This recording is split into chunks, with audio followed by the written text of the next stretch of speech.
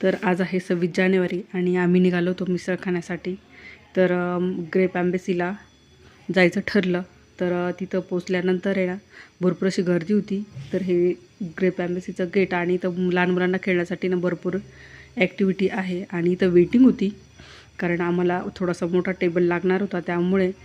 आणि इथं मोठे असे द्राक्षाच्या बागेमध्येच टेबल टाकलेले, तर तिथं आपण बसू शकतो. पण आमचा जो टेबल होता ना तो 10 जणांचा होता, त्यामुळे आम्हाला मोठा टेबल पाहिजे होता, कारण लहान मुलं जास्त होती. तर त्यामुळं मग आम्ही इथं ह्या ग्रीन नेटच्या खाली बसलेलो होतो.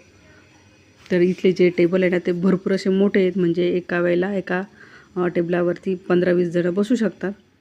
तर मग आता इथं मिसळ घेतलेली होती, त्यानंतर जिलेबी, भजे आणि गुळाची जिलेबी तर सर्व मिसळवाल्यांची फेमसच आहे. तर गुळाची जिलेबी, त्यानंतर भजी पण होती आणि लहान मुलांसाठी फ्रेंच फ्राईज आणि पापड. तर छान असं मस्त टेस्ट असते ग्रेप एम्बेसीच्या मिसळची. आणि इथं आता आरवची मिसळ खाऊन वगैरे झाली होती. त्यानंतर इथं जे नकली जे द्राक्षांचा घड लावलेला होता तो आरव खाण्याचा प्रयत्न करत होता. आणि जे वरती जे द्राक्षाची जे बाग आहे ना त्याला पण छान अशी द्राक्ष आलेली होती. त्यानंतर मिसळ खाऊन झाली आणि आता आम्ही निघालो होतो घरी जाण्यासाठी. तर लहान मुलांना खेळण्यासाठी ना भरपूर अशा इथं ॲक्टिव्हिटी आहे.